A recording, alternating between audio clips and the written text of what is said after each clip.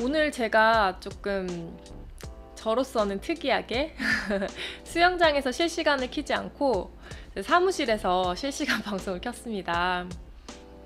그 마이크가 오늘 지향성 마이크, 그 수중에서 쓰는 마이크가 고장이 났어요. 무력화되었습니다. 그래서 원래 실시간 방송을 오늘 하려고 했었는데 수영장에서 켜지 못하고 사무실에서 급하게 켜게 되었습니다. 그래도 오늘 장거리 우리 지금 수영 이야기 나누고 있죠? 그래서 장거리 대해서 오늘도 여러분하고 이야기 나눠보려고 합니다.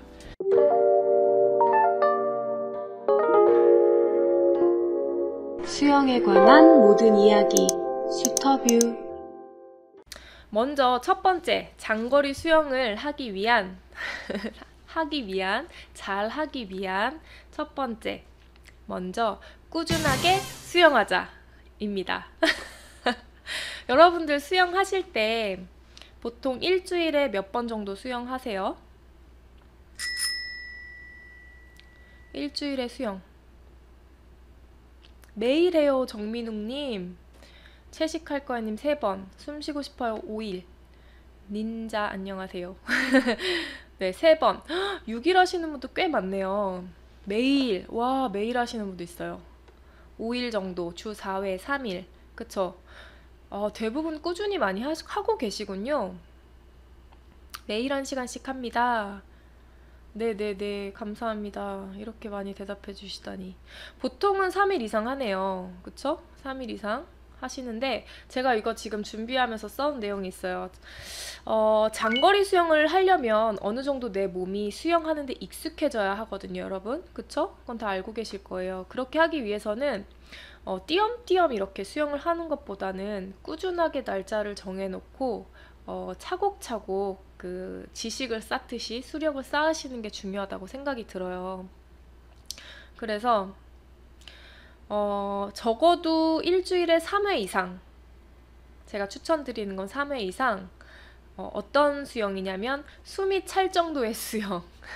그냥 가서 이렇게 슬렁슬렁 놀다 오시는 것이 아니라 어느 정도 숨이 가쁘다 할 정도의 수영을 하는, 네, 운동을 일주일에 3회 이상씩 하셔야 그래도 장거리 수영을 좀 내 몸에 익히는 데 도움이 된다고 생각이 들거든요.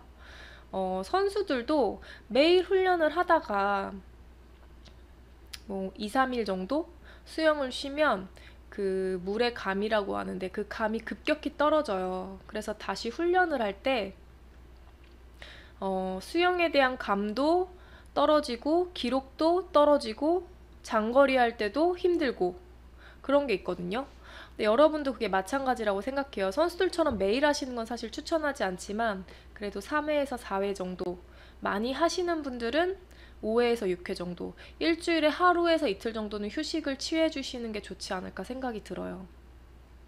호순이님이 안 하다 가면 할 때 힘듦이 두려워요 하셨어요. 맞아요. 이게 꾸준히 하시다가 어느 순간 템포가 끊겨서 휴식을 뭐 예를 들어 감기 때문에 또는 지금 같은 그 어쩔 수 없는 수영장이 휴가 나는 상황 때문에 쉬다가 수영을 하시면 아마 엄청 힘듦을 다시 한번 느끼시게 되실 거예요.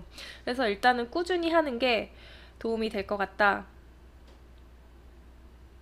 뭐 이렇게 생각해 주시면 좋을 것 같고, 그 다음에 이게 또 휴식이 왜 안 되냐, 밖에서 하는 운동이랑 수영은 조금 차이가 있죠. 물에서 하는 운동이기 때문에 휴식을 취하면서 내가 수영을 대체할 수 있을 만한 운동이 그렇게 많지가 않아요. 그렇죠? 물감을 익히는 게 뭐 욕조에 물을 받아놓고 막 이렇게 수영을 할 수도 없는 부분이고 그렇다 보니까 조금 귀찮더라도, 수영장 가는 게 힘들고 귀찮더라도 좀 꾸준하게 다니시는 게 중요하지 않나 싶습니다. 적어도 장거리 수영을 조금 편안하게 하고 싶은 분들이라면. 그래서 꾸준히 일단 수영하시는 게 중요한 것 같고, 그리고 또 한 가지는 아까 말씀드렸죠? 숨이 어느 정도 차는 정도의 운동을 하셔야 하기 때문에 그거를 목표를 세워놓고 하시면 좋을 것 같아요.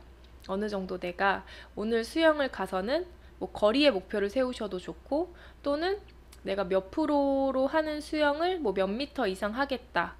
이렇게 강도로 목표를 세우셔도 좋고, 그쵸? 페이스로 목표를 세우셔도 좋고, 그런 식으로 목표를 세워서 운동을 하시면 조금 더 수월하게 장거리 수영이 좋아지지 않을까 싶습니다.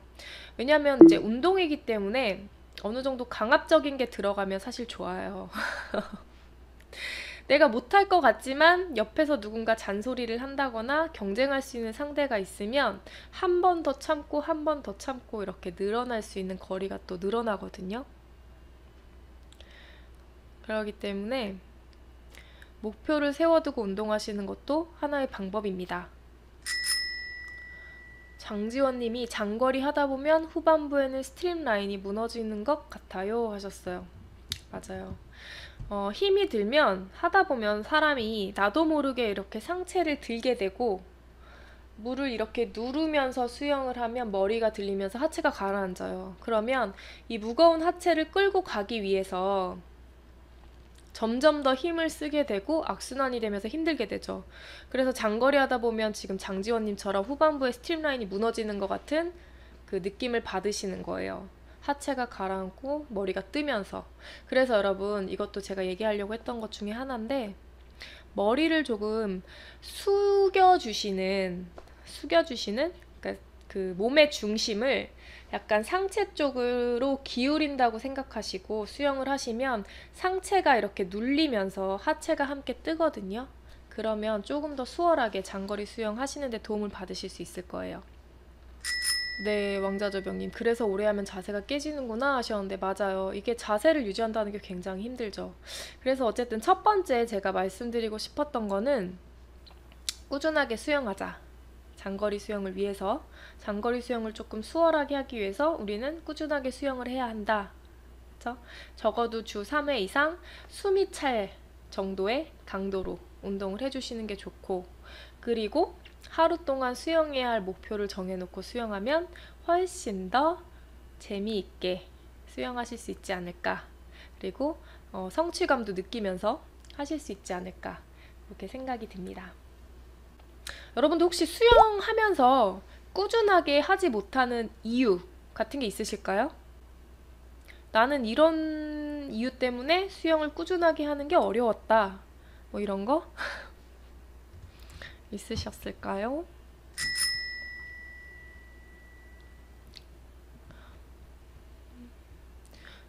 슐 근무 시간 로테이션, 그런 건 어쩔 수 없는 부분이죠. 그쵸? 뭐 술 같은 경우에도 뭐 잦은 술자리, 근육통, 술 야근, 회식 야근, 어깨 부상. 강사님의 지도법. 지도법이 이렇게 본인하고 맞지 않아서 이렇게 꾸준하게 할 수 없었던 부분인가요? 주바주님이 먹고 사는 문제가 크죠 하셨어요. 맞아요. 그게 사실 가장 첫 번째이긴 하죠. 수태기, 목 디스크, 늦잠, 갑자기 숨이 차올라서 유유님, 갑자기 숨이 차올라서 수영을 꾸준하게 못 하시는 거예요? 수영이 늘지 않는 분들 절대 포기하지 마시고 화이팅. 맞아요. 이게 가장 중요한 내용이에요, 여러분. 오늘도 제가 하나 컨텐츠를 다른 거 찍긴 했는데, 힘들어서 포기하시는 분들 굉장히 많으시잖아요, 중간에. 근데 그 단계를 넘어가면 또 다른 그 재미를 느끼실 수 있거든요. 근데 그 힘듦을 못 이기고 그만두시는 분들 보면 너무 안타깝더라고요. 네, 늘지 않는 분들 꾸준히 하시면 분명히 거기서도 또 느는 게 생기고 자세가 예뻐지고 하는 게 있어요. 그러니까 포기하지 마시고 그냥 즐겁게 즐기면서 꾸준히 수영해 주셨으면 좋겠어요. 몸의 저항을 줄이고 내 힘의 분배를 잘해서 내가 목표한 거리를 잘 수영할 수 있게 만드셔야 돼요. 그러기 위해서는